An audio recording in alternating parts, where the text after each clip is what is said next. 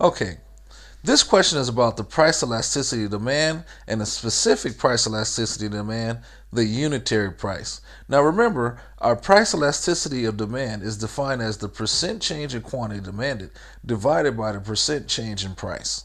Okay. Now the unit price elasticity of demand is very special in that when the price drops, decreases, do, okay, minus, you see how it dropped? The percent change increases, 1, 2, by the same percentage. So you notice in that example, in this theoretical example here, and I'll change this back to the same font, 12. This price drops, the percentage change price drops, illustrated by the change font, and this quantity demanded increases by the exact same percentage change of price. So let's do it again. So the price drops, the percentage change 2 times, 1, 2, and this goes up. Okay, you notice I did that twice for each one of them. So that signifies the percent change here was minus, let's say minus 20%, and the increase, the quantity demanded increased by the same 20%. 20% over 20% is 1, the unit. And since its price elasticity of demand is negative, one of them, they move in opposite directions. Okay? So, the cool part about this is there's also the opposite way. Let's go back to normal.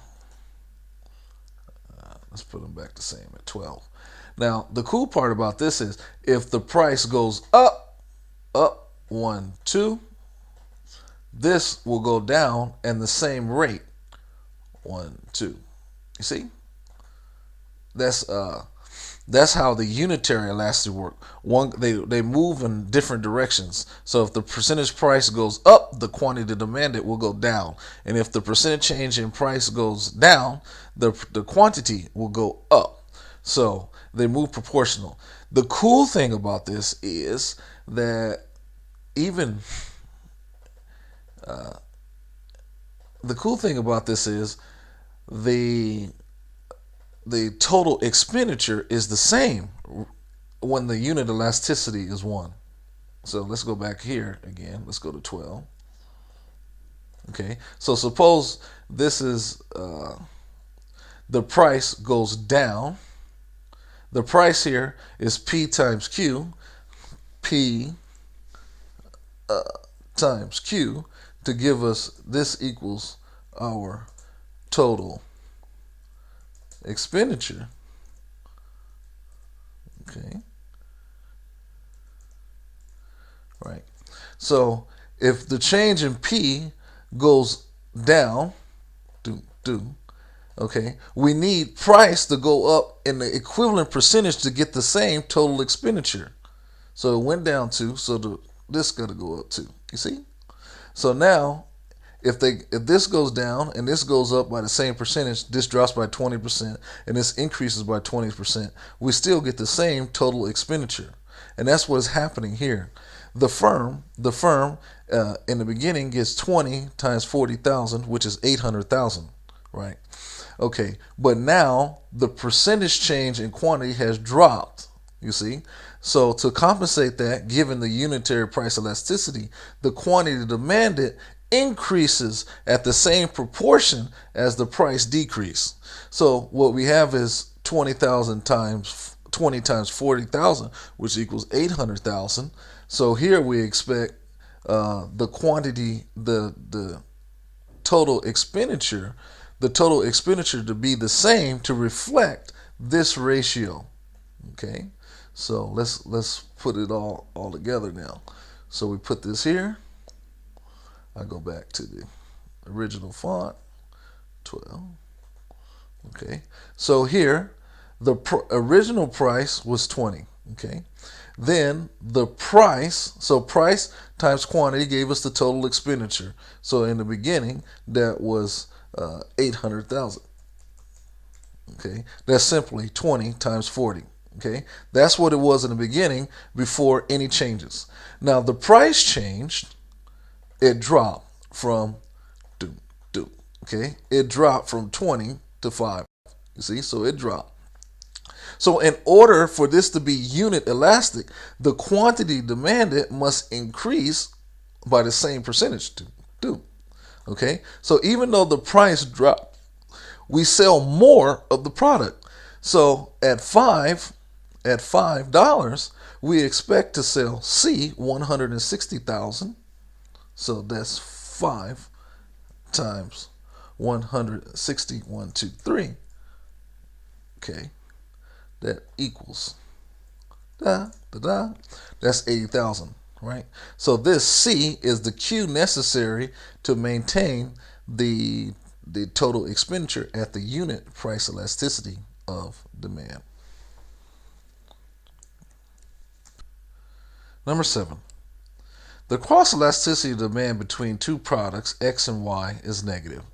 So that means, again, the percentage change in price of one good in comparison to the quantity, the percent change in quantity demanded of another good. So if it's negative, one of the P, the percent change in P is negative, or the percent change in quantity demanded of this other good is negative. Okay, so one or the other. So the cross elasticity demand between two products, X and Y, is negative. What would be the immediate effect of a rise in price on product Y? Okay, let's look at this here. Okay, so if a rise in price of good Y, that means the percentage change in price of good Y. If it's rising, that means the percentage change in price of good Y is positive. Now, that leaves the percentage change in quantity. Write this down. Write down the percent change in quantity demanded of good X, okay, divided by the percent change of quantity. The percent. Write this down. The percent change of quantity demanded of X divided by the percent change in the price of good Y. Now here, the percent change in price of good Y is increasing. So we know in order to get a negative cross elasticity of demand, that the quantity demanded needs to be dropping negative to get the negative. Okay, so Y is increasing. So what does that mean? The quantity demanded of X will fall.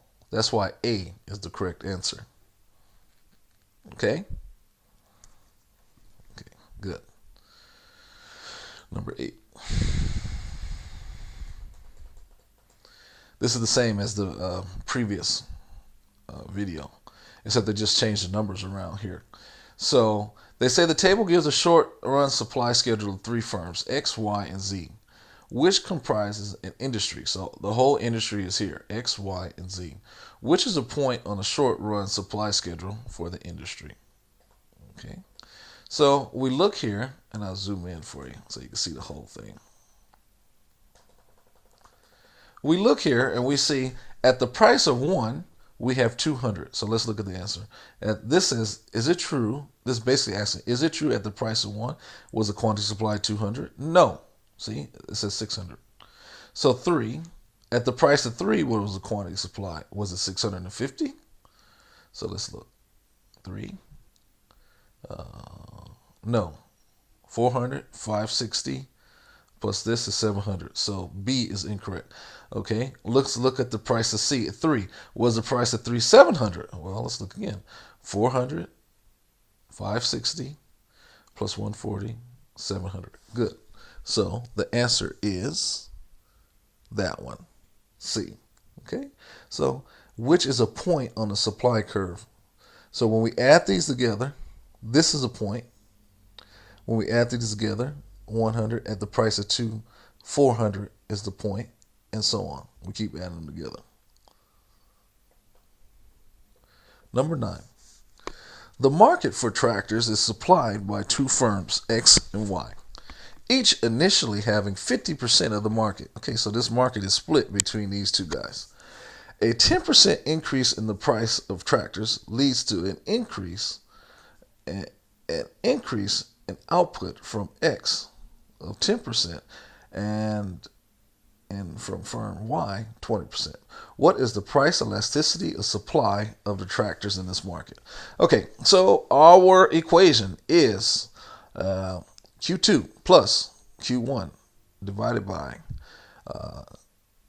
sorry, got it wrong. Q2 minus Q1 divided by Q2 plus Q1 divided by 2 divided by P2 plus P1 divided by P1 plus P2 divided by 2. Do not multiply both sides by 2. You'll get it wrong.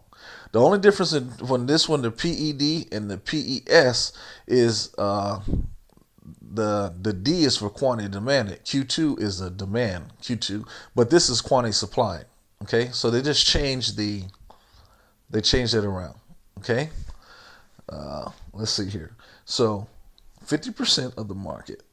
A increases value, leads an increase from X from 10% and the value. So what's cool about this one is it looks like they already calculated the percent increase. Okay, leads to an increase in output from good X to good this and that. Okay, so let's see. Okay, so back to it.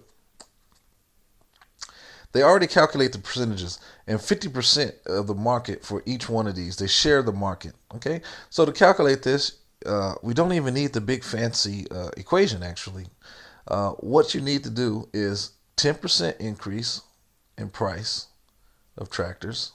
Okay, so you put 10% on the bottom, and the top you put 10%. Increase the output of firm X 10%. So 10% is the quantity supplied change, the percent change. So 10% divided by 10%. That is the first part. That is 50% of the market. So 10% divided by 10% is 1. And then you need to add that to 20% divided by 10%. So there's 2 price elasticities of supply you need to calculate. One for X, one for Y. So 10% divided by 10%, that gives me 1.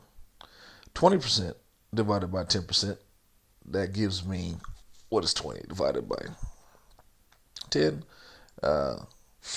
20 divided by 10 is 2, plus the 1 is 3, right? You add that together. But you divide that by 2 because it's 50% of the market. Okay, so that is 30. Yes, that is the correct answer. Okay, moving on. So you get 3 by adding those together, divided by 2 for the 50% of the market. 1.5. All right, moving on.